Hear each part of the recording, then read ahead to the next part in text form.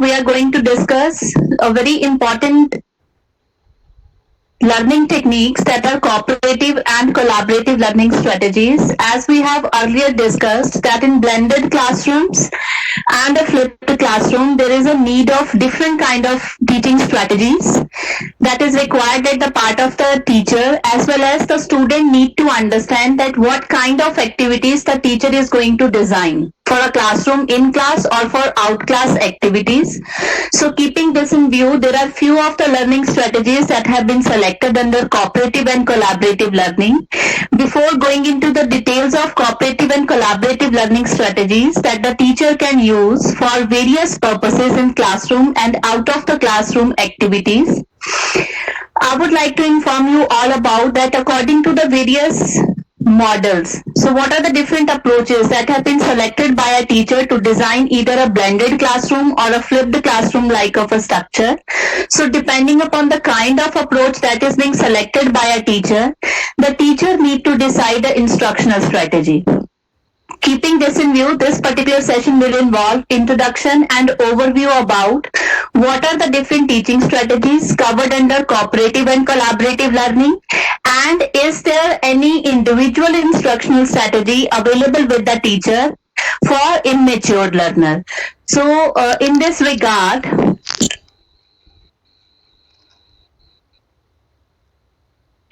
so when we talk about learning, learning is a process of acquiring and integrating through a systemized process of instruction.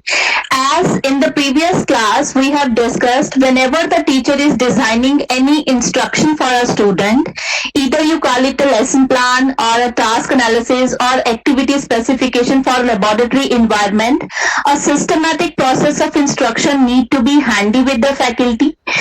Or organized experiences varies form of knowledge, skill and understanding that the learner may use or apply in later situation. When we talk about an blended or a flipped classroom approach, there are many of the activities that the teacher decided for in class, and many of the activities have been decided by the teacher to performed by the students out of the class, either by the use of online activities or either by the use of any platform or any software that is being used and developed for your students at your institute level. The purpose is the teacher need to have a systematic process of instruction handy, maybe with the help of activity specification, maybe with the help of a task analysis. Our main objective is to create experiential kind of learning for our student. What we need to understand here is, depending upon the kind of a skill, depending upon what type of knowledge you're trying to develop among a learner, according to that you need to plan your activities, and those activities must be able to develop lower order thinking skills as well as higher order thinking skills among students, so that it is possible for the student to apply those learned concepts, apply those learned processes and phenomena in a later situation also. So keeping this in view, the teacher need to decide what are the different forms of instruction the teacher is going to use. So by creating such kind of experiences, by planning instruction in a such a way, it is possible for the teacher to organize experiences for a learner, and it is possible for a teacher to create and develop different sort of skill and knowledge level among different learners. So when we talk about active learning, as in the previous class I was saying, the main objective of the teacher is to create an engaging learning experiences for the learner. Here comes in picture the constructivism and a social constructivism theory. So according to this educational theory, it is being said that as long as there were people asking each other questions, we have had constructive classrooms. Constructivism, the study of learning, is about how we all make sense of our world. That really has not changed. So from this particular definition, we come to know that to construct and to produce an engaging environment for a learner, it is compulsory for of faculty to create interactive experiences for our student. So when the students are working either in team or when the students are working in groups, when they ask questions, maybe to a fellow student, maybe to the faculty, maybe to the lab instructor, when they are able to design question, when they are in the process of asking question and collecting it,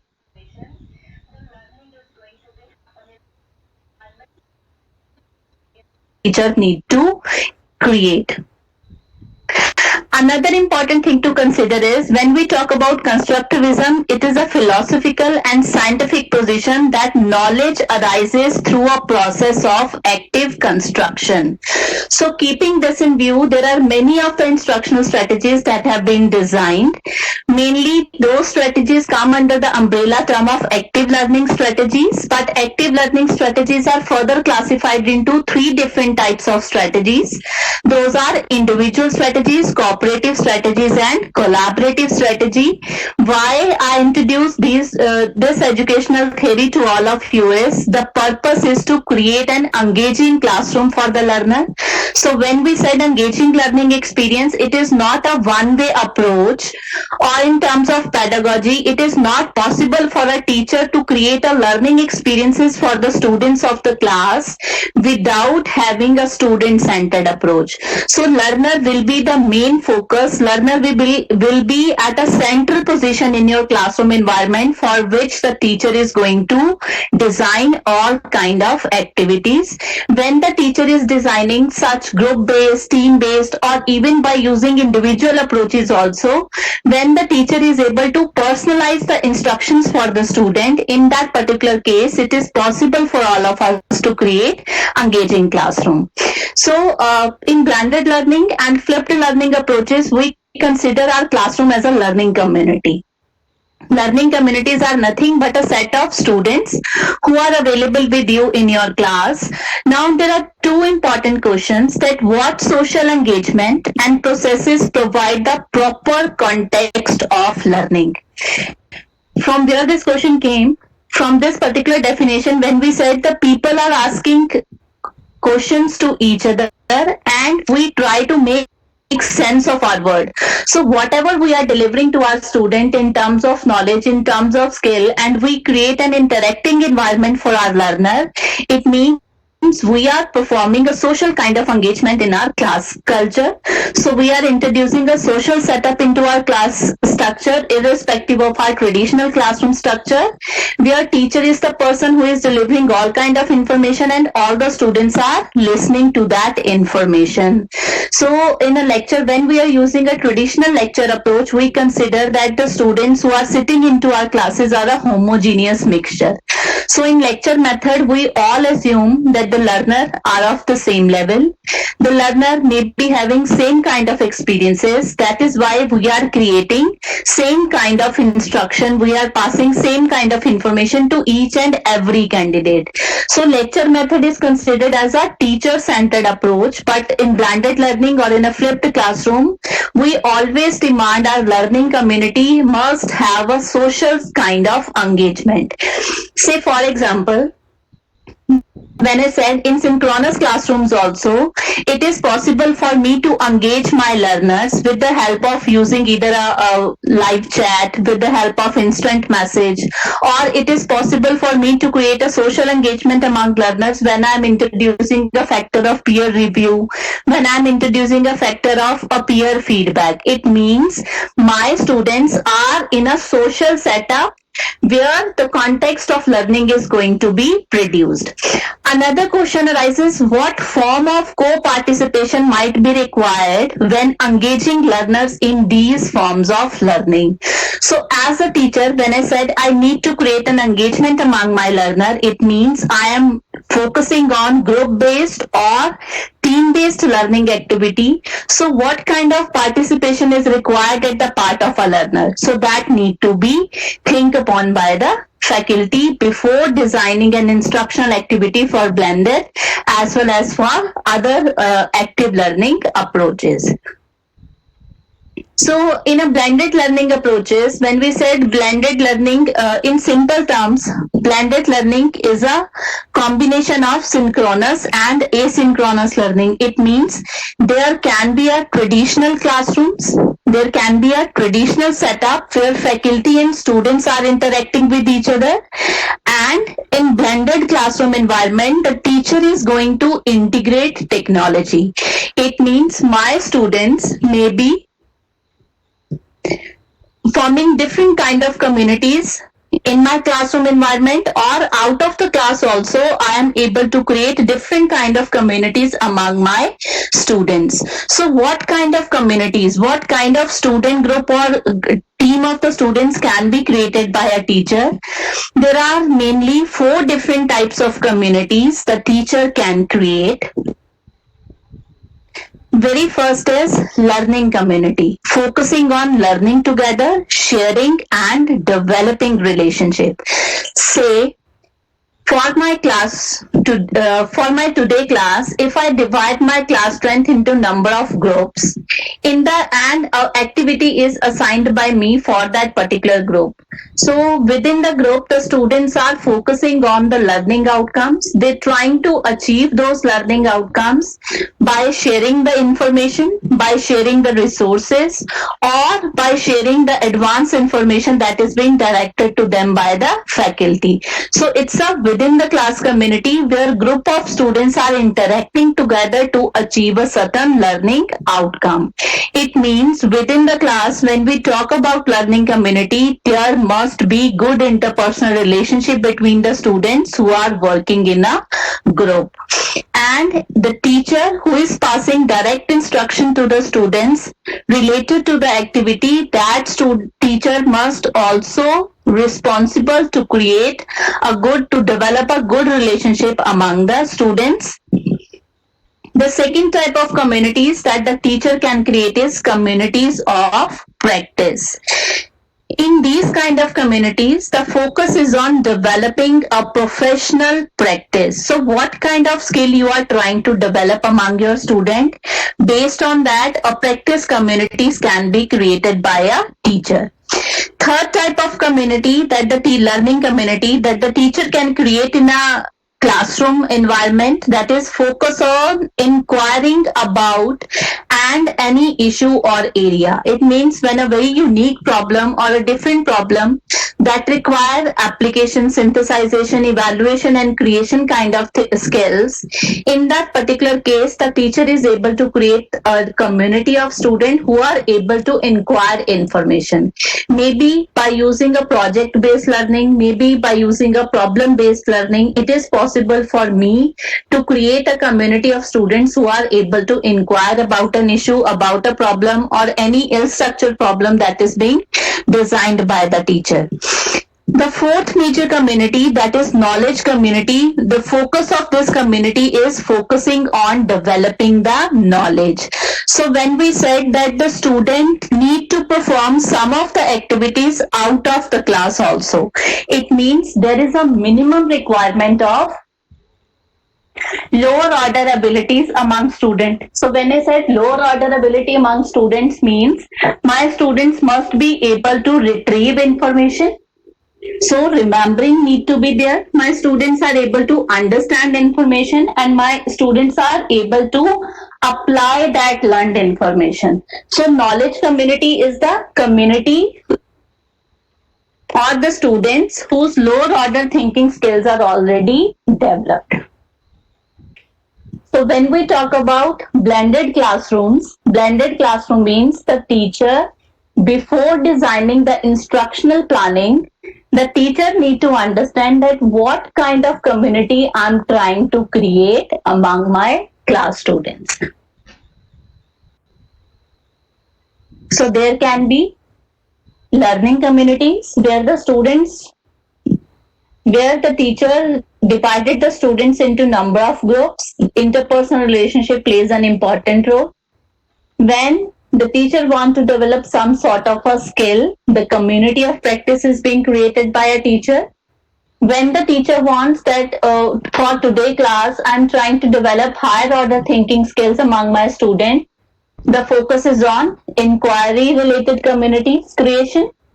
And then knowledge community, that is an essential requirement for the another 3 communities also. because for blended learning, we consider that lower order thinking skills of the students are already developed, or maybe in the previous class, by the use of correct instruction, the teacher is able to create such kind of experiences for the students. So, when it comes to a blended learning, the foremost requirement at the part of the teacher is to create a systemized process of instruction. For creating systemized process of instruction, the teacher need to be clear enough that to produce an engaging environment for a class student, there must be an important component under consideration, that is an active construction of the knowledge by following the social aspects of your classrooms. And to create social engagements, the teacher need to decide what kind of learning community the teacher is going to create for today class. Say for example, in my first class, I am just creating a knowledge based community. In my second class, I want my student to achieve learning outcomes. So learning community where students within the group are performing an activity or a task.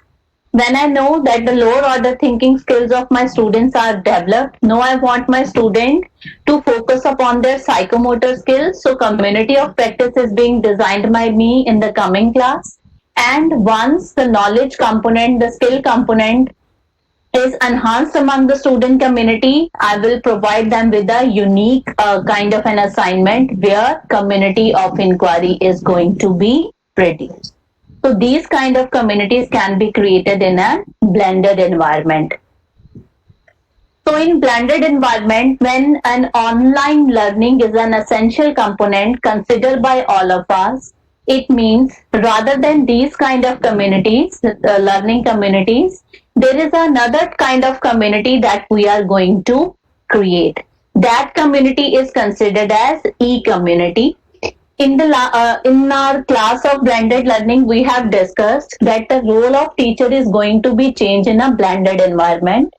The teacher act as a facilitator, the teacher will act as a guide, the teacher will act as an advisor, and the teacher will also act as a e-moderator, because the content is already available in abundance. The teacher is either going to map that content, or the teacher is going to create a content online. It means for a community here means student. The students who are interacting with each other in an online platform, for that also the teacher needs to have preparation. So what kind of preparation is required? The very first component to consider is know your learners. So what are your target audiences? According to that, the teacher need to design, the teacher need to plan the whole instruction. In the lecture of understanding learner, you come to know that each and every learner have a different learning style. So depending upon the learning styles, keeping those learning styles in focus, the teacher need to create an online course or an online platform for the student. So there are students who are visual learners, there are students who are kinesthetic learners, there are students who are global learners. So in an online platform, it is not possible for me to interact with them one on one, or it is not possible for me to expand my content. It will be impossible for the student to follow all the details. So when it comes to creating an online environment, keeping in view the demands of an e-community, the teacher need to create such kind of a content that it is possible for me to cater the needs of all variety of learners. Next is netiquette rules. Netiquette rule means what are the policy guidelines to undergo your module? What are the different policy guidelines when it comes to perform practices, perform activities on online platform by the student? So those rules must be conveyed to the learners properly, because in India, online education is a very new concept. So when I said new concept, we are able to introduce many of the courses online, but by evaluating the behavior of the learner, by evaluating the perception of the learner, we all come to know that Till now, we are not able to accept that online culture of learning. Flexibility somewhere bothering us. We are not able to follow the guidelines that have been specified by those online platforms. Say, I have designed one quiz for my class student and I have fixed the schedule for that quiz also. So you have to attempt 35 questions in 35 minutes. And some of the students said, ma'am, due to internet connectivity, I lost that quiz because quiz was on online platform. Once the time is over, the final score will be given to the student. So if the student is not able to attempt that quiz within that timeline, it means the student is going to lose the scores. So these kind of rules, these kind of information need to be provided to all the learners and force them to follow. So when I said the quiz is scheduled for a specific time period, it means I am not going to reopen that quiz again for my student. So students are enforced to perform the activities within that guidelines only. Select appropriate package. So when I said select appropriate package means your blended package in terms of technology need to be selected appropriately by a teacher. On an online environment, there is a major requirement of good interpersonal relations.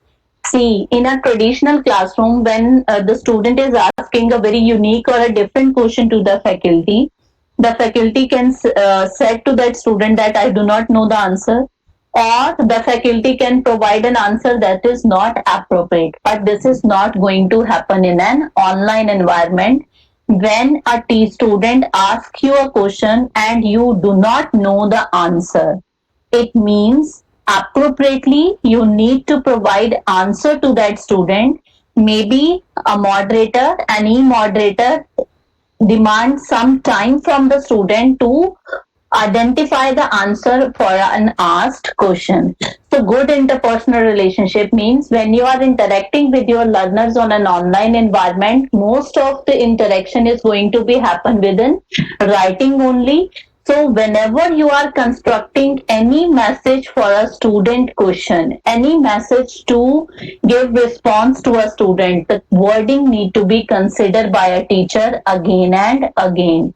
Because with that feedback only, your interpersonal relationship is going to be developed with that student.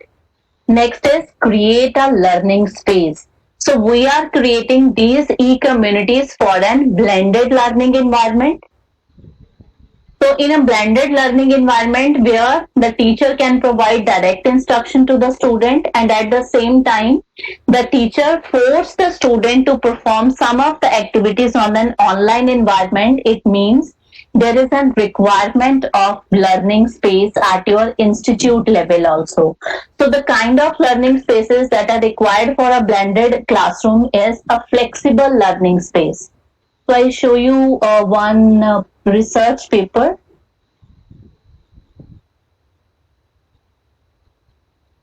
Give me a minute, I'll show you that paper.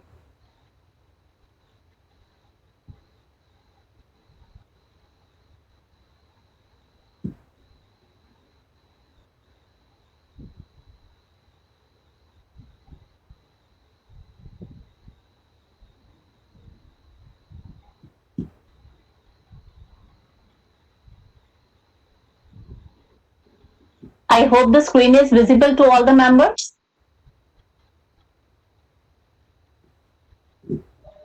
Yes, ma'am.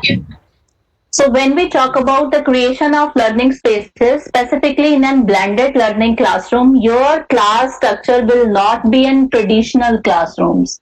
So in a blended learning environment, there is a combination of direct instructions provided by a teacher.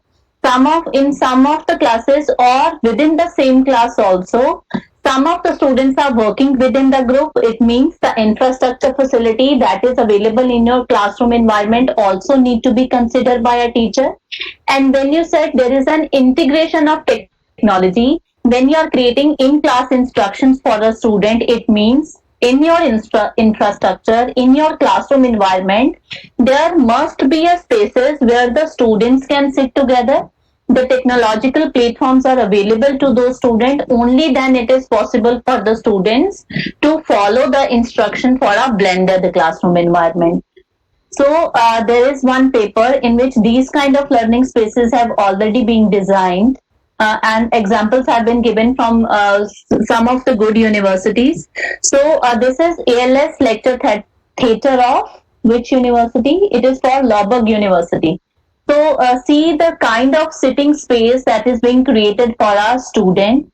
So it is not a traditional row-based structure that is being there in a classroom. The students within a single seat, maybe 2 or 3 students can sit together and discuss about that activity. Another learning space that is being created by some university. In this particular space, see there is a podium, that is a central space where a teacher or a moderator can always be there for the student, and a group based sitting arrangements have been created for the student, and on the table there are internet facility along with laptops. On a single table there are 1 2 3 4 5 laptop sets have been provided to the students.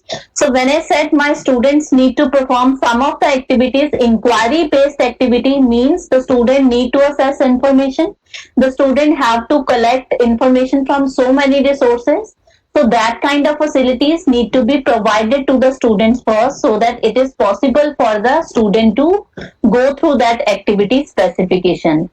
Another learning space that have been created by university, Vienna State University. See, the students are working in groups and no facilitator is available in a class. So when we said students are sitting in a group and no faculty is available in a class, the kind of rules, the kind of policies that have been set by that department or by that university, that even without the presence of the faculty or even without the presence of that teacher, the students are collaborative working on some project, and it is not only a one group of students, the many students are working together in a room on a maybe on a project or maybe on an activity.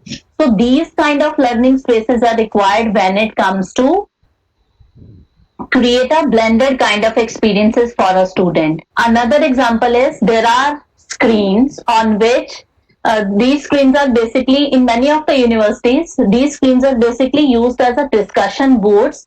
So on every table, what kind of discussion is happening within the group, those discussions have been highlighted with this discussion board. So another group can also have an idea that maybe XYZ group is working in this particular direction. So what will be our course of action? So classroom spaces where it is possible for a teacher to create such kind of an experiences where all kind of facilities have been given to the students, along with an infrastructure facility. Infrastructure not only in terms of furniture, but infrastructure also in terms of technology. So the major requirement of the blended learning classroom is the creation of a learning spaces. So whenever the teacher is going to design a blended or a flipped classroom kind of a structure, a learning space also need to be considered. So when the students are able to assess technology, when the students are able to assess many online learning platforms, that kind of communities are considered as e-communities. E-community can also be the sub part of any of these 4 communities. So I want my student to develop I want my student to memorize the definition. Maybe, say for example, I ask my class student to identify an example of force. So if my student is able to remember what they mean by force, only then it is possible for them to identify an suitable example from an internet. So that kind of a community is considered as a knowledge-based community. So for this, we need a learning space. Then shareable online learning content. So when I said shareable online learning content, as a teacher, I cannot say to my class student that the recording of my lecture is prohibited, because this is my job to provide content to my students. So whatever information you are providing to your student, that information need to be free from a copyright issue, specifically on an online environment, so that it is possible for you to share information with the students. Another important thing to consider in blended learning environment is let them work. In a traditional classroom, what we are doing since ages, we provide all kind of information to our students. After attending one or two classes or maybe after 1 week, my students already know which book I'm referring.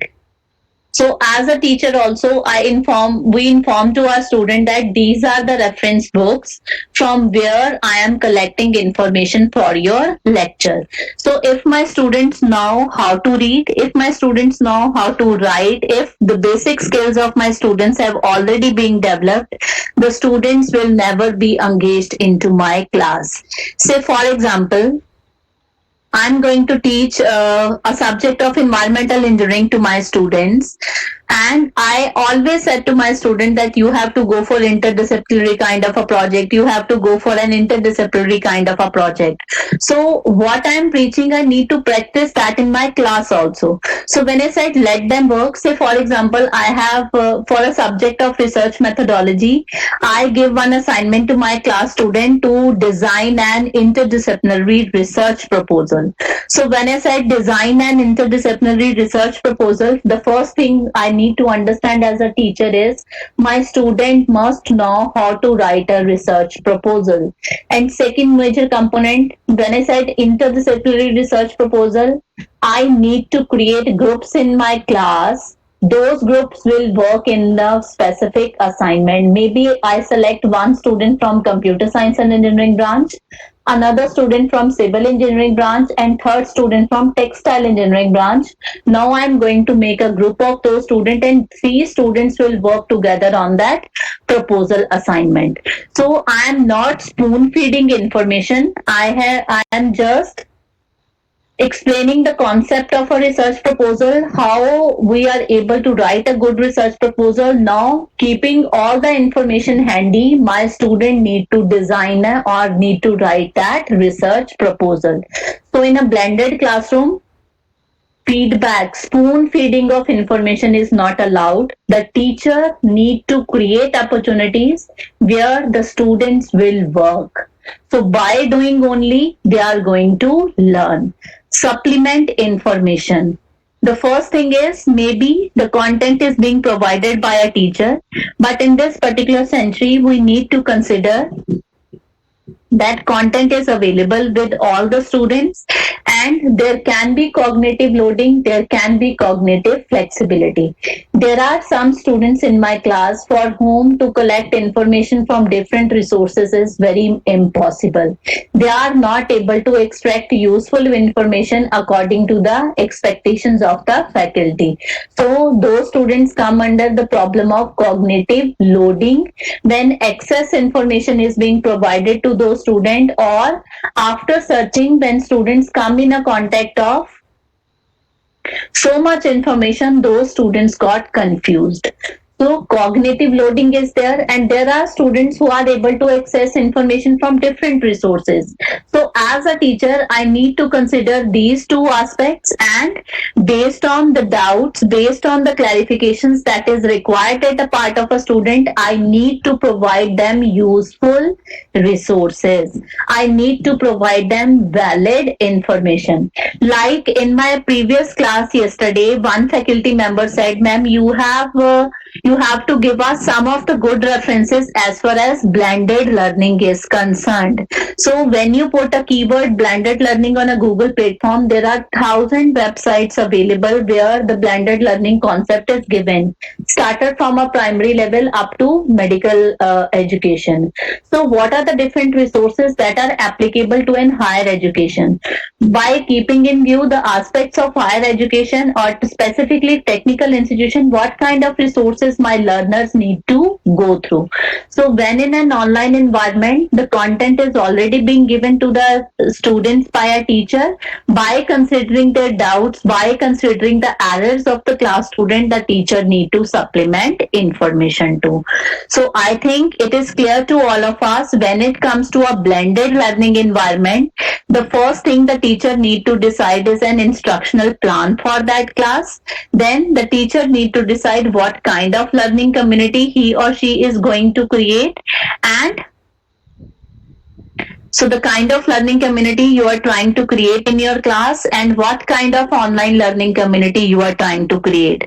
What kind of infrastructure resources need to be there if you want to go for a blended or for a flipped classroom kind of a structure. There are many institutions and many good private universities as well as government universities in India who have created their learning spaces. The teachers are performing activities, designing activities for the student where the students can work in group or where the students can work in team. But at institute level, we need to evaluate when the students are performing activities in a group. I am not going to assign activities that are related to the lower order ability. So remembering, understanding, application part need not to be there.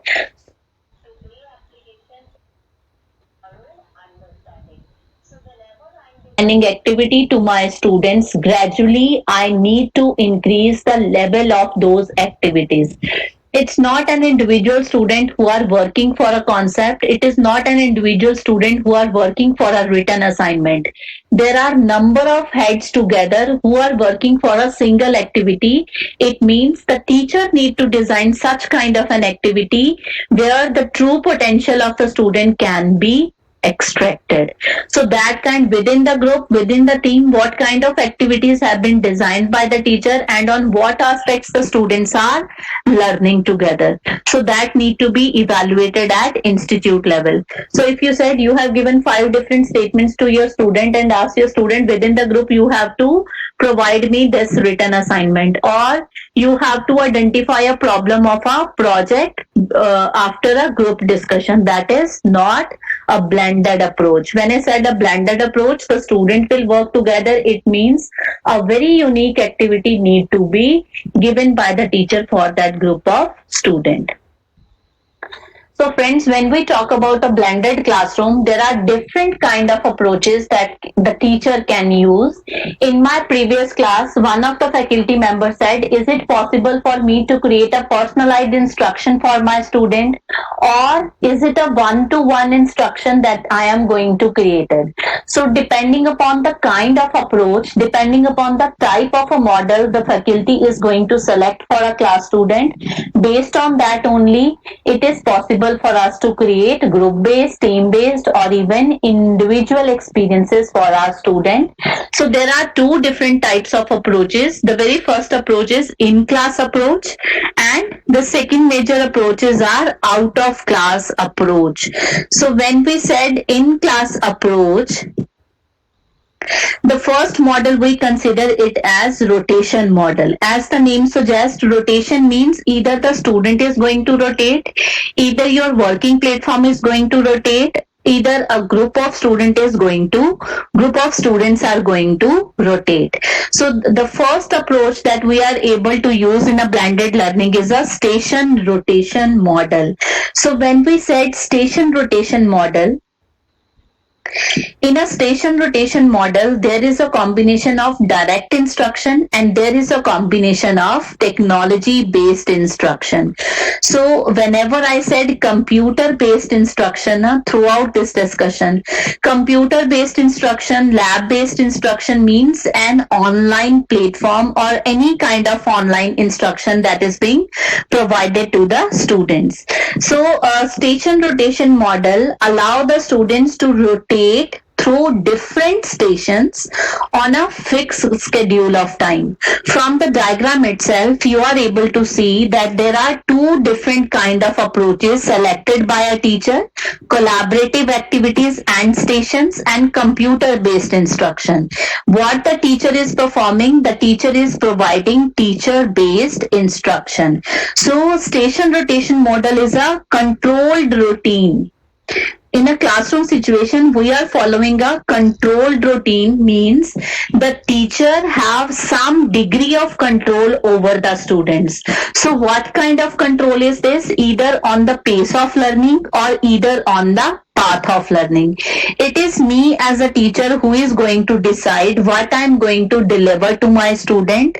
After my delivery is over, I will divide my student into number of groups. Within the group, the students are performing the activity. So when we said collaborative activity in station means in a classroom itself, group of students are working together, and then there can also be computer based instruction. So teacher can also provide opportunity to the students to have online interaction. Online interaction can be in a group, online interaction can be for the individual student also. So in a station rotation model, the control is in the hand of the faculty only, and the two factors that we are going to control in this classroom situation is the pace of learning and the path of learning. So how I am successfully implementing this model? So when we going to select for a station rotation model, in station rotation model, the first thing to consider by a teacher is always divide your student into small groups. So there is always a small group rotation. So when I said divide your student into small group, it means good interpersonal relationship is an essential requirement among your student. So after dividing the students into number of groups, I will collect data from those groups.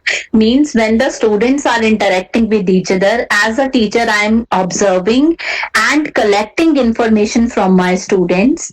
Based on the discussion I have designed for my class student, I will provide them an online platform where the student can access amount of information. After assessing that information, the teacher will plan for a direct instruction. So in a station rotation model, we consider that we are not going to spoon feed about an information. I am simply assigning an activity to my students. When students are discussing and collecting information from the different resources, based on the information collected or based on the discussion happened within the group, the teacher is going to design different instruction. And if it is the teacher want, the teacher can also manipulate the whole situation.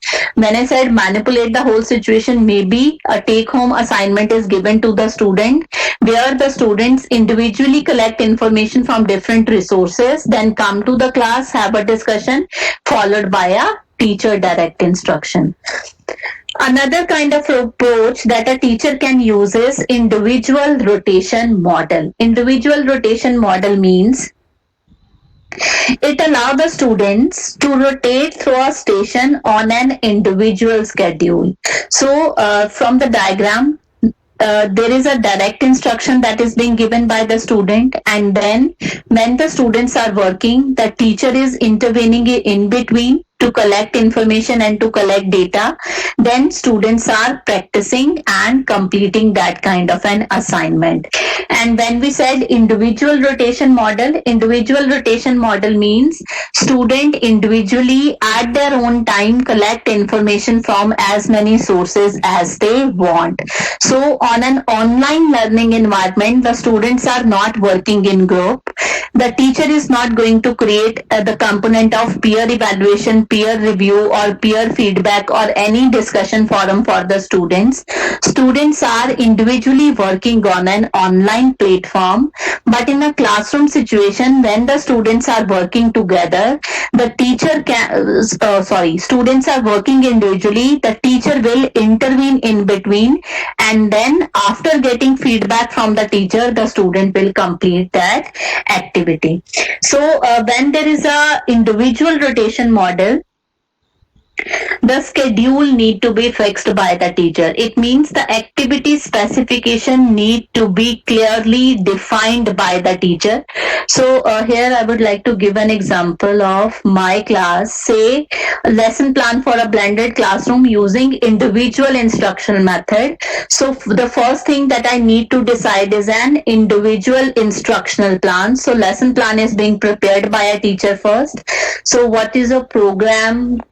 Program is Mechanical Engineering third semester. Course name is Research Methodology. Lesson number 6. What are the entry behavioral requirement? So my student need to know about the concept and process of research, able to define research problem and write its objective.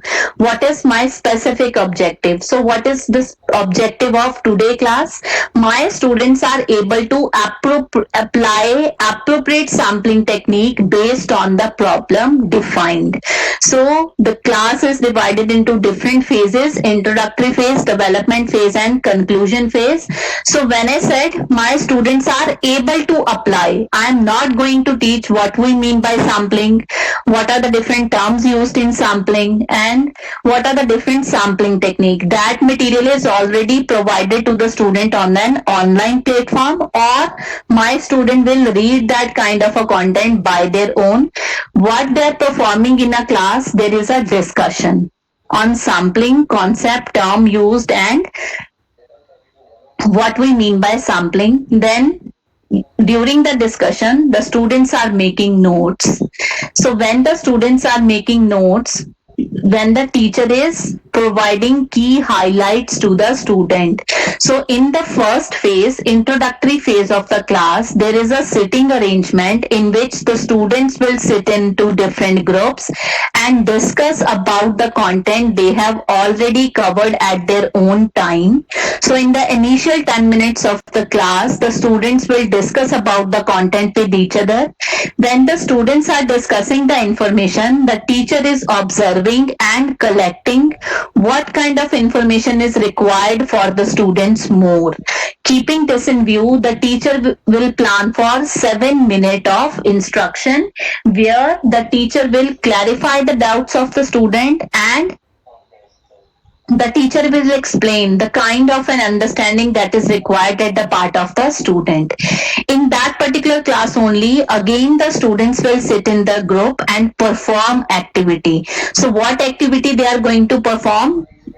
Based on the problem defined by the students in their own time, the student will select an appropriate sampling technique.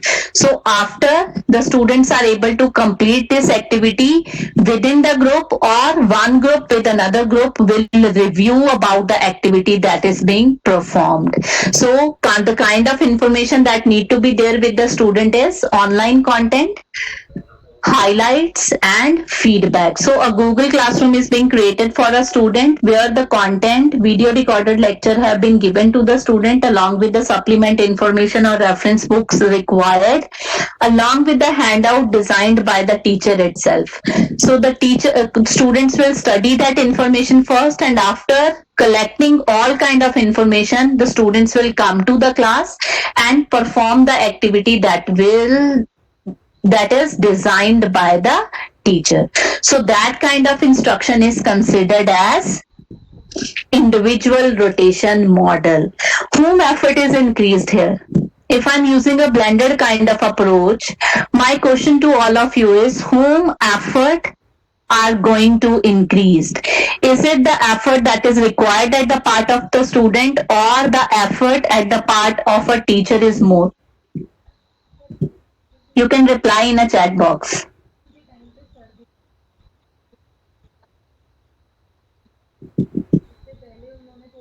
So my question is, when we are using different approaches of blended learning, whose effort is going to increase? Yes, the right answer is both. The content is being developed by the teacher. The video recorded lecture about the content is provided by the faculty. The student will come to my class after learning that whole content, and there is an application based assignment designed by a teacher. When the students are working together trying to identify the answer of an assignment given, and then there is a peer review conducted by the student itself about that activity. Teacher is always there to observe. Teacher is always there to collect data. When we said to collect data means, as a teacher, I need to understand, I need to know what kind of errors have been produced by the student and what additional information is required. So when I'm providing direct instructions to my student, in those direct instructions, I'm not going to discuss about probability and non-probability sampling technique. technique, maybe I will provide information about application of those techniques. So basic content information I'm not going to cover. Maybe my student collect more advanced information from online resources. So as a teacher, I also need to prepare for that kind of a content. So teacher, the student will come after collecting all information. They must be ready with an information, then only they are able to perform that activity in a class. So faculty and student, both efforts are required at a maximum level when it comes to a blended learning approach, because in blended learning approach, spoon feeding of information is not required. Next is a lab rotation model. I was reading one research article on blended learning, and the very first highlight given by the researcher is the concept of a computer lab is obsolete. So when we said that the student need to interact with the technology, we need to expand our view. We require global learners. So when we talk in terms of technology, it is not only a laptop and an internet connectivity that is required with the student for in-class activities. The student can also use their smartphones. So there is an advancement in a technology. Any handheld device that is available with the student, that device can be used by a student in a classroom environment. There are virtual headsets. There are many equipments, many concepts related to augmented reality also. So by considering the advancement of a technology, when we said lab means any handheld device by the use of which it is possible for the student to use technology. That is our lab in this particular concept. So it is not only a computer lab, the student can use any of the device based on the kind of an activity. So when it comes to a lab rotation model, from the name itself, it is clear that one working station is a laboratory. So when we said one working station is a laboratory, how I'm going to decide that I will go for a lab rotation model? So I need to scrutinize my curriculum or syllabus first. So depending upon the course or depending upon the subject, the student will rotate from one station to another in the fixed time. So there is a fixed schedule that is being decided by a teacher. Like in station rotation model, a fixed schedule is there designed by a teacher. In a lab rotation model also, there is a fixed schedule that when the student need to perform activity in a class and when the student will perform activity on an station. Station means any online station. So but in lab rotation model, the students will spend more time on an online platform. So minimum time will be in a class. Most of the time the students are working either individually or in groups, or in most of the cases in lab rotation we consider that student will work individually for the content alone and maximum time need to be spent by the student alone. So it's a very simple model to start with for a blended learning. What we need to do is we need to scrutinize our syllabus before planning. So I need to identify what are the different resources available. So based on the resources available, what kind of platform I'm going to provide to my student. For those, the student need to plan accordingly. So it is possible, say for example, there is one elective subject in your specific branch. For that specific subject, elective subject, it is possible for me to identify a good platform. Maybe on a Swayam platform that course is available, maybe on Naptel that course is available, maybe Khan Academy or the City Academy, that course is available. So whatever course is available on that platform, I need to scrutinize that syllabus first. So what are the different common factors, common content given in the syllabus. So that kind of content can be read by the student on that online platform. And if required, if some of the topics are not there, for that we can plan for a direct rotation. So maybe a weekly I will decide when my student will come to the lab and when my students will work for an online station. So maybe there are three classes: Monday, Wednesday, and Friday. Monday there will be a direct instruction.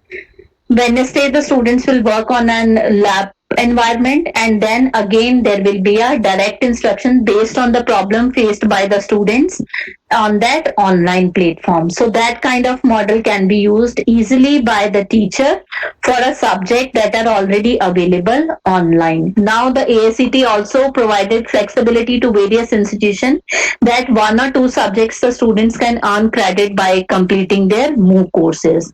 So that is an example of an lab rotation model. Flipped classroom you have already covered in a last class, so I'm not going to discuss this particular model. So flipped classroom is again a subset of a blended learning. Now next come to what are the different out of class models the teacher need to integrate in an learning environment. So when we talk about, wait a minute.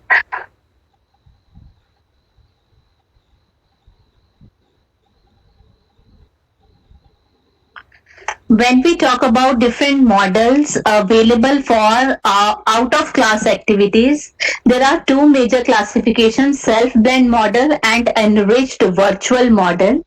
So the very common model that is being used by many of the faculty member is a la carte model. In a la carte model, there is a major requirement of an online learning platform.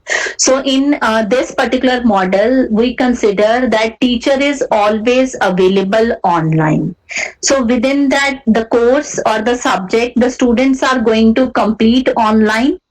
The teacher will be there always only, and in addition to other face-to-face courses, which in face-to-face courses there is more flexibility provided to the students in terms of schedule, in terms of submission of activities.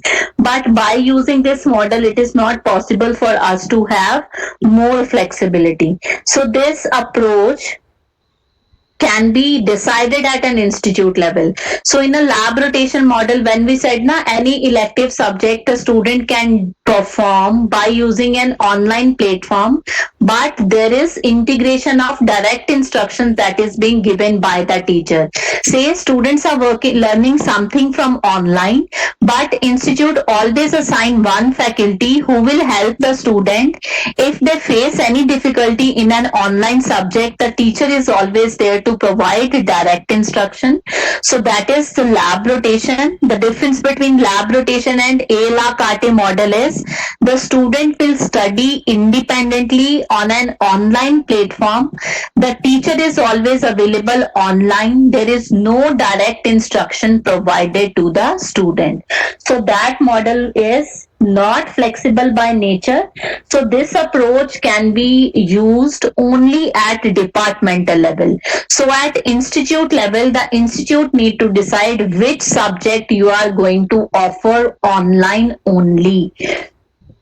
Another model is flex model. So this is the most commonly used model as far as blended learning is concerned. Flex model means we need to identify a subject or a course. On what basis I am going to identify this course? Based on where an online material, online content is already available. So when we are using flex model, we consider that online is a backbone of the student learning, even if it is direct student to offline activities at a time. So maybe a teacher is assigning an offline activity also, but for that offline activity also the teacher need to collect information from different online resources only. So how it is possible for us to implement this model? So from the name itself it is clear that this model is flexible for teacher as well as for student. Both the teacher and student will move according to the time available with them. They will work at their own pace. It means there is no fixed schedule for the student set by the teacher. Whenever I want to deliver a lecture, I will deliver lecture in my studio. My lecture will be recorded, and those lecture will be provided to the students and students will listen to that lecture according to their own time availability. So students move on and individualize. So it's the kind of a schedule we have in terms of student is individualized. The kind of schedule that is following at the part of a student is an individualized schedule followed by a student. So in this particular case, when I said my students will learn at their own time and at their own pace, I am not going to intervene in between as a teacher. So I will create a material, I will provide content to my students and student will individually customize their own schedule. The student accountability is going to be increased.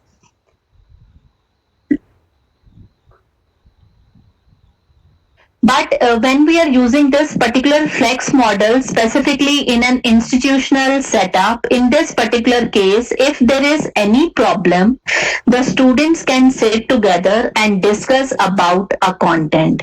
So in a flex model, we consider that there must be a constructivism learning that is happening. So social area is provided to the students for discussion. If at all the students are not able to solve the problem, the teacher is available in the institute and teacher will provide information about that particular content. So instead they operate independently and receive and operate within the group. It is possible for the student to take help from the teacher as and when required. So your institute faculty is going to develop a subject online, but the teacher is always there for the students to help in case of any requirement. When we said enriched virtual model, in enriched virtual model, the students perform most of the activities remotely only. So online instruction and content will be provided to the students at home, and in what is happening at a school level or a high school means at institute level, what is happening?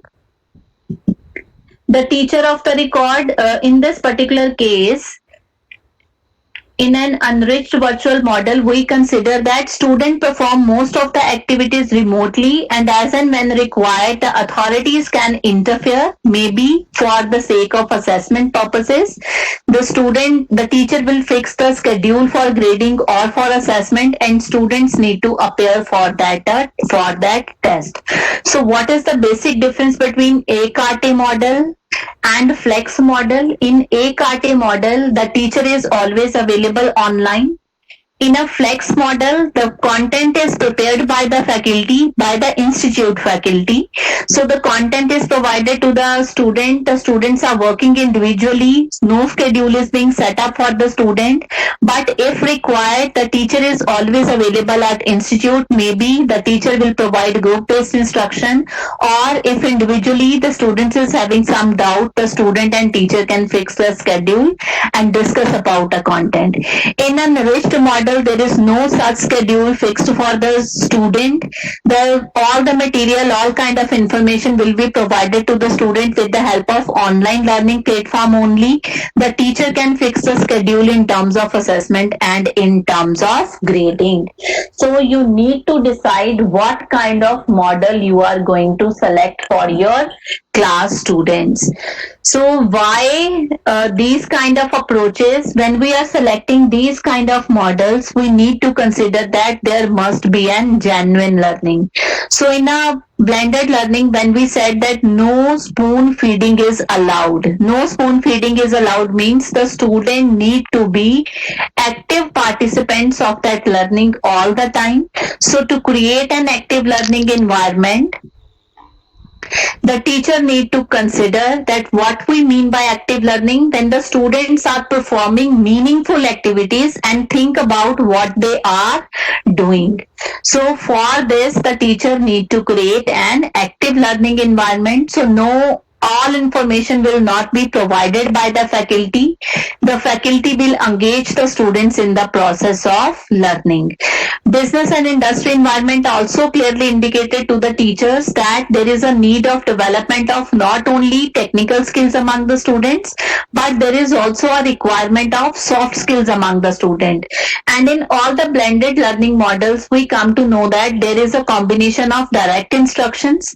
The students are working individually. The students are also working in groups and teams, and students are sharing their information with each other and trying to clarify the information either from the faculty or from the fellow student.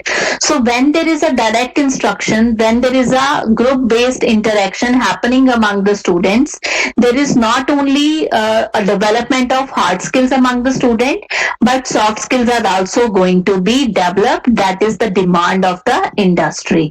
So based on this, keeping in view, the active learning classrooms have been designed for the students in a blended learning approach.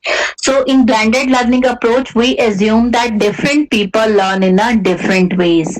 So whenever I am creating a blended classroom for my student, I need to consider what are my target audiences. So when I said what are my target audiences, say I'm teaching research methodology to my master's level student. I'm teaching research methodology for my doctorate level student. But individually, when those doctorate level students come to us to discuss about their doubts, the way the explanation required for those candidates need to be different as compared to the students who are studying that subject for their master levels. Though the syllabus is same, but application of that subject need to be different. Another important thing is, say my student is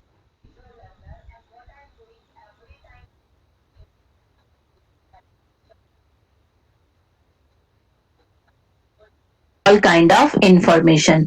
So every student is different, whosoever is sitting into my class. So based on that, my class need to have variety. So different people learn in a different way. Learning by nature is an active endeavor. So it is not possible for me to derive a car just by reading a manual. It is not possible for me to operate any electronic gadget, or any electronic machine just by seeing a YouTube video. I need practice for that. So same for a different subjects. When the students are exposed with the new information, practice is required at the part of a learner. So rather than providing whole information to the student, create opportunities where the students can learn. So according the learning pyramid is already discussed by Dr. Sunil Dutt sir. So when we said we need to create different kind of learning communities, what kind of learning communities need to be there? The kind of the order of thinking skills that you are trying to develop among your student. So started from remembering and understanding level up to the level of evaluation and creation, I need to gradually increase the performance level of my student. Maybe first week or the second week of my semester, I spend a lot of time with my students to develop knowledge-based community where the basic information related to the subject, the fundamental aspects of that subject is already cleared with the students. After that only it is possible for me to create inquiry based of community or to create learning communities where the students can work in group.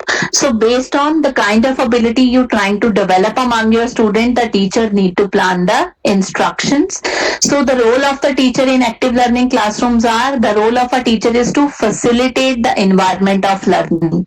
So as a faculty, if I said I know all, I have all kind of information with me, I am wrong in this particular scenario. So when we talk about a digital information, there may be information that I am not come in contact with. So I am facilitating the process of learning. Many of the things I am learning from my students also, and some of the information is being given by me to them also. So we are in the process where we are facilitating, we are creating and process an environment of learning. Then setting learning goals for your class and clearly define the purpose of the activity. Is one participant is asking, is active learning is same as blended learning? Active learning is nothing active learning is a kind of experiences that are more engaging for a student. So any classroom where it is possible for you to create an active environment of learning, that classroom is considered as active learning classroom. As we have earlier discussed, in different blended models, there is a combination of direct instructions and there is an activity specifically designed for the students to perform. The content is already there. When the students come to the class, they will perform activity. Mean my students are actively involved in the process of learning. Then that blended classroom is an example of an active classroom. Even your traditional classroom can also be considered as active classroom if you create interaction among the learners, if your students are able to understand the content, if the teacher is creating opportunity to the students to perform something, to do something within the class rather than providing whole information to the student. So your traditional classroom can also be converted into an active classroom.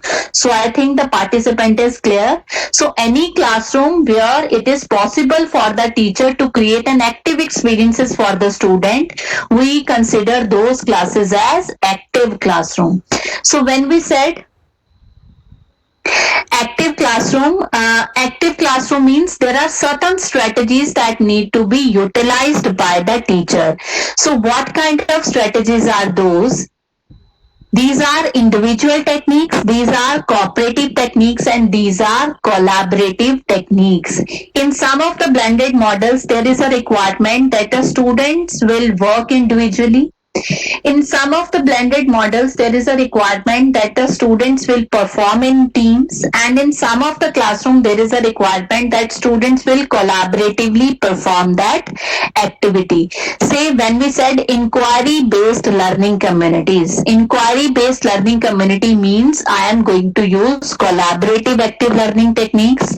When I said students need to work together in a group for an activity assigned, it means a knowledge-based community.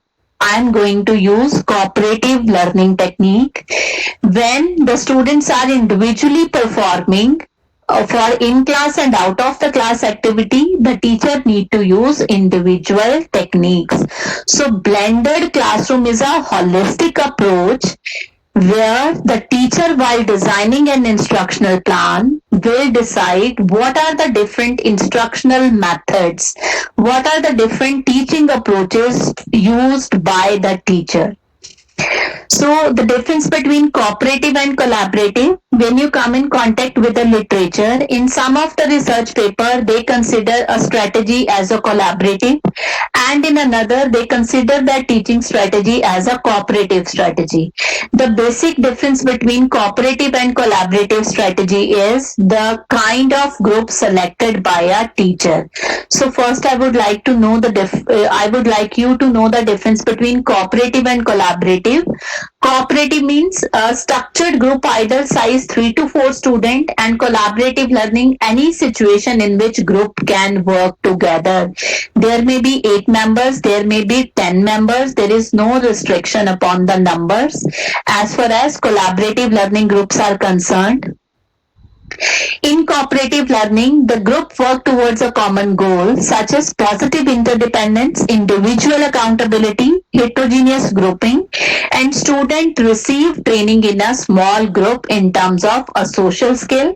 But when it comes to collaborative learning community, we consider that the social skills are already developed, and based on the existing knowledge and skill, the students are trying to achieve their goal. In case of collaborative learning, the teacher need to define activity specification.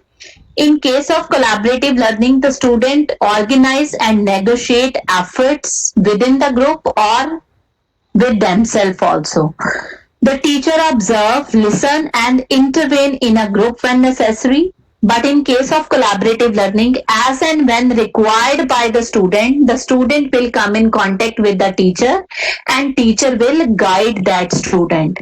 The student submit work at the end of the class for evaluation, but in collaborative learning, it will require more time. Maybe a draft is being prepared by the students in a class and then they will complete that work at their home. So this is a basic difference between cooperative and collaborative. As far as different cooperative and collaborative learning techniques are concerned, under cooperative, we have numbered head together, visioning and futuring, jigsaw method, concept map, and think pair share strategies. Under collaborative, we have fishbowl method of discussion, case study method of discussion, problem based learning, and project based learning. So there are different teaching strategies that can be utilized by the teacher as far as different learning strategies are concerned. So based on that, there is one questionnaire that is being designed for all of you. The kind of information that you will provide with that help of a questionnaire, based on that only I will provide you the information that what kind of teaching strategy can be adopted and what we mean by different types of teaching strategy. So the one participant in a yesterday class was saying me that they need references for a content.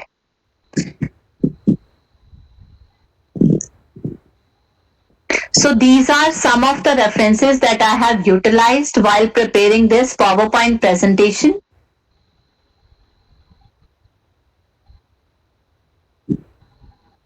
So is there any question related to the content that we have covered till now? Any of the participant?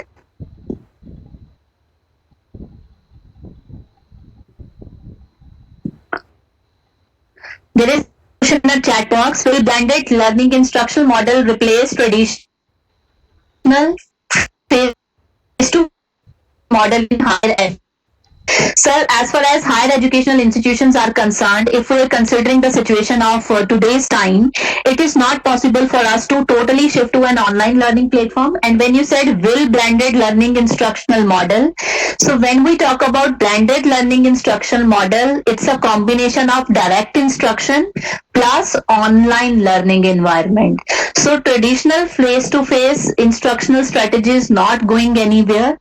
Blended approach means as and when required by the student, as and when considered by the faculty, there is an option given to the faculty to provide direct instruction to the students also.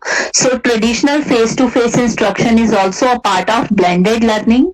But in blended learning, we consider that integration of technology is an important aspect to consider. So it's a combination of traditional as well as online learning platforms. So traditional classrooms are not going anywhere. Yes, Manisha, is there any another question? Yes, ma'am, we have a fresh question in the chat box. In learning communities, there are 4 communities. Yes. Which one is the best? Which one is the first or basic? Can you grade them? The first and the basic community is a knowledge-based community. Say when we said the teacher need not to spoon feed an information, and in class there is opportunity created for a student to perform certain activity. When I am able to perform an activity, when I have a knowledge with me, say I need to know about the definition, I need to know about the principle, I need to know about the process, only then it is possible for me to perform that activity. In an example of lesson plan, when I said my students will apply an appropriate sampling technique based on the problem defined. So I'll show you that slide also.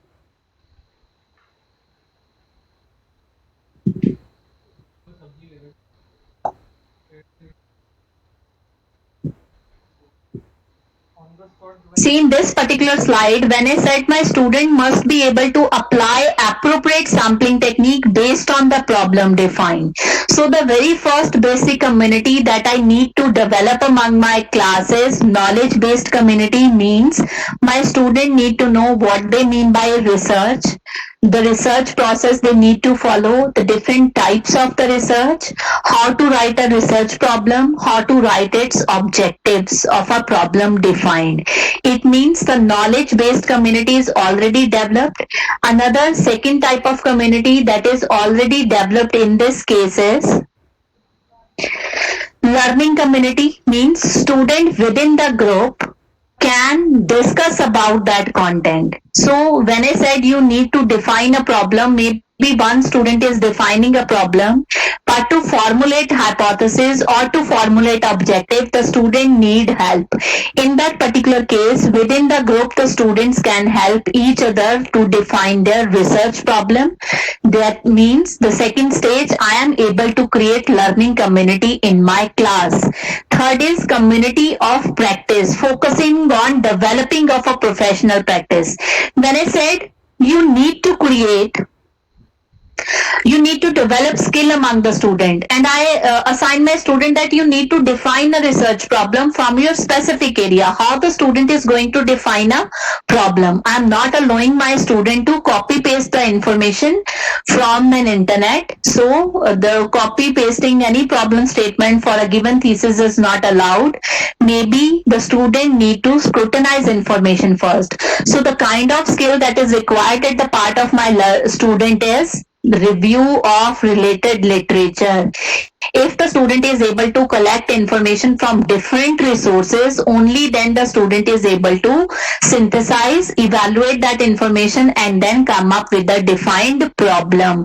So once the problem is defined, community of inquiry, then only they are able to select appropriate sampling technique based on the definition designed.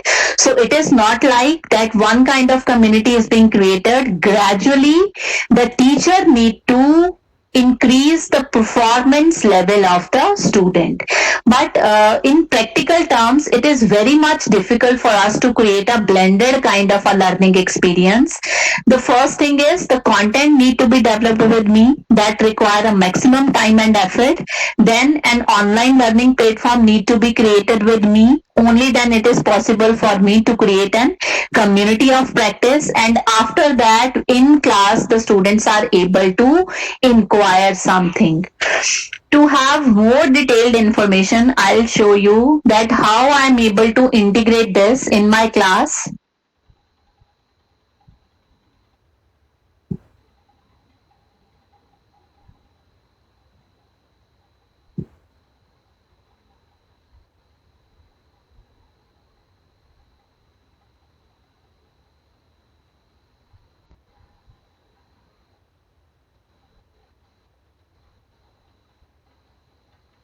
So for creating this kind of a blended classroom, I need to have a learning platform with me. So I have created one Google Classroom for my students.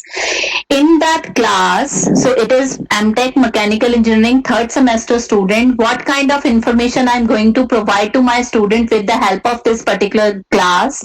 When I said I'm going to create an inquiry based class and my student will perform activity within the class. So within the class, first I need to make an announcement to my student that on Wednesday we are going to cover unit number 6, sampling technique. Before that, you have to undergo quiz 1 to know your level of understanding for the content we have covered in the previous classes. So unit 1, introduction to research. Unit 2, types of research. Unit 3, will include the different aspects, different types of research. So that kind of information need to be covered by the student.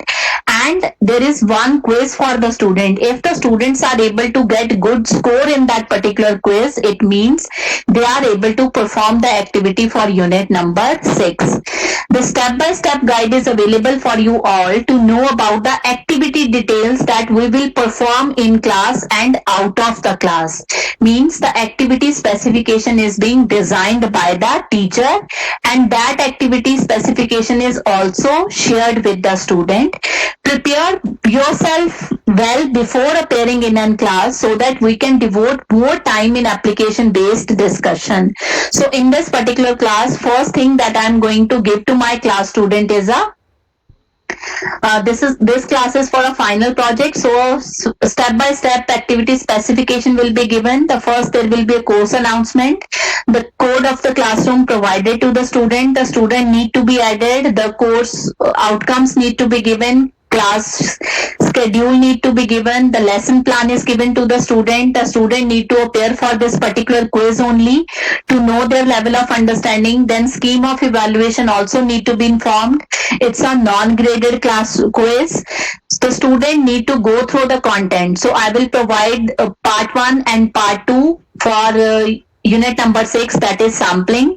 Then discussion forum is being created for the student where it is possible for me to create learning community. So maybe at their hostel, maybe while sitting at home, the students are interacting with each other on that discussion forum and discussing about the problem given. So after providing activity specification on my Google Classroom, what will I provide? I will provide a video content to my student. I will provide a course lesson content to my student. I provide assignment to my student, and then I will post a question for my class student where they can discuss about that activity within their own time. So when they come to the class, 90% of the students will prepare that content.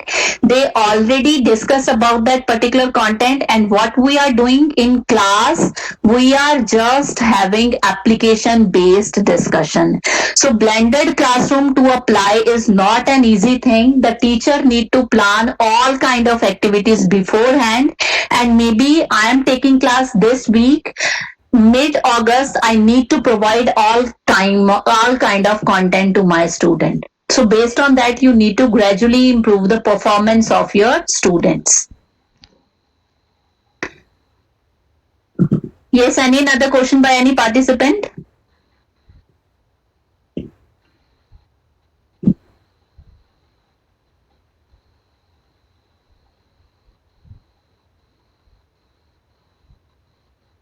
So one faculty member said, ma'am, can you please explain a la carte model and flex model? Sir, in simple terms, when we talk about a la carte model, in a la carte model, we consider that teacher all the time, the teacher will available online only with the student. Whereas in flex model, a course or a subject in which online learning is a backbone for the students' learning, even if it direct the student to the offline activities also. Flex model means the subject or the content is available online. There is a flexibility given to the teacher and student. Both can work at their own pace and based on the time available. And student will move individually on a customized fluid schedule. Say for example, many of you appeared for that AICT NINET modules, module 1 to module 8. Most of the modules were available online. So you have to complete those modules, the kind of activities for those modules within 8-week period of time. So the content is available online with all of you. Video content was always available with the faculty. The teacher need to cover that content based on the availability of their on time. So there is not a fixed schedule that you have to complete this module today only. So there's a 8-week schedule given to the candidates. The candidate need to perform the activities within that 8 week of time, but it is not compulsory for the candidate to complete that kind of a subject today only. So there is a fluid kind of schedule that is being given to the student. And when it comes to a flex model, the teacher is available in campus and students are working in a campus itself.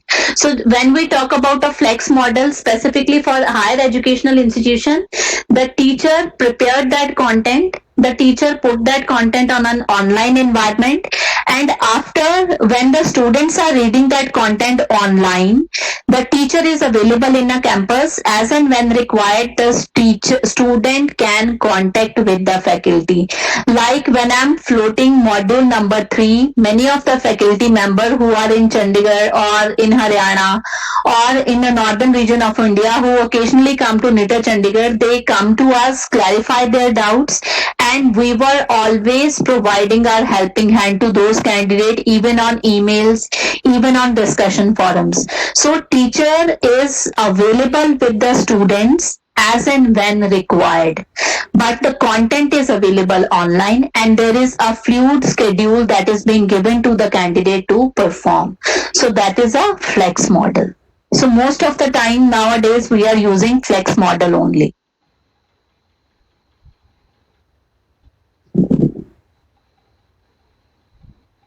For a specific class or a subject specific or topic specific, can we use different model? Yes, sir, depending upon when you talk about a flex model or enriched virtual model or a Lake model, these models go by a subject only. But when you said na in-class approaches, in-class approaches, the teacher can select any model according to their choice. How to give weightage to this question is already answered. I have created my course on Moodle, but students are passive, even not discussing their problem, what to do. Sir, when we talk about e-community, there is a second point that we need to fix rules for our class student. You either provided them some kind of participation score, you force your students to perform that activity. If it is an open-ended kind of activity is given to the students and students are new to that online platform, it is not possible for the teacher to create an active experience. If you put that course on a Moodle, maybe one or two interactions can be planned by you for your class students, where you have a direct instruction with their student by using any of the platform. You can design a Google Meet for your class student where it is possible for you to provide them direct instruction. So humanized contact is also need to be given to the learners who are not matured. And the kind of activities that you have designing for your student, to give them some kind of a participation score, or you said that if you are able to submit that activity, only then your attendance will be counted for this class or for this course. So you need to fix some rules so that the student come at the platform and perform certain activities. So you need to create such kind of experiences for the students.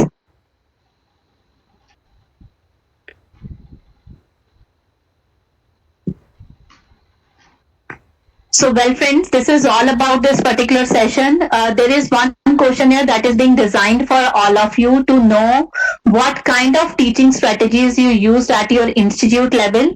So, maybe in our discussion session today, we will discuss that at different institution, what kind of teaching methodologies have been adopted by different faculty members, and based on that, I will discuss one or two teaching strategies in my next class for this particular program. So, Manisha, my request to you is kindly share that Google link with all the participants. Yes, ma'am, I'll do that. So, in the discussion session, they will be ready with their responses. So, kindly paste that link in the chat box also, Manisha. Okay, ma'am.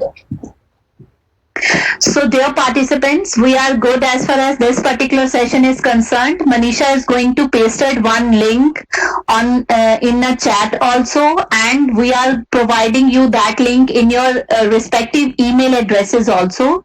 You all are requested to kindly take some time and fill that questionnaire. In our discussion session today, we will discuss that what kind of teaching strategies have been adopted by different institutions, by different faculty. So blended learning, flipped learning, the kind of teaching strategies that we are using, this is not new. Many of us are using those teaching strategies, teaching methods in our day-to-day teaching, but yes, the pedagogical aspects are unknown to us. By having this kind of information, it is possible for us to have a more structured kind of learning for our students. So thank you very much for your patience listening for these two sessions. We will meet again at 2:30 for another class. So thank you very much. I hope up to 4:15 you will be able to fill that questionnaire. So thank you very much, all the participants.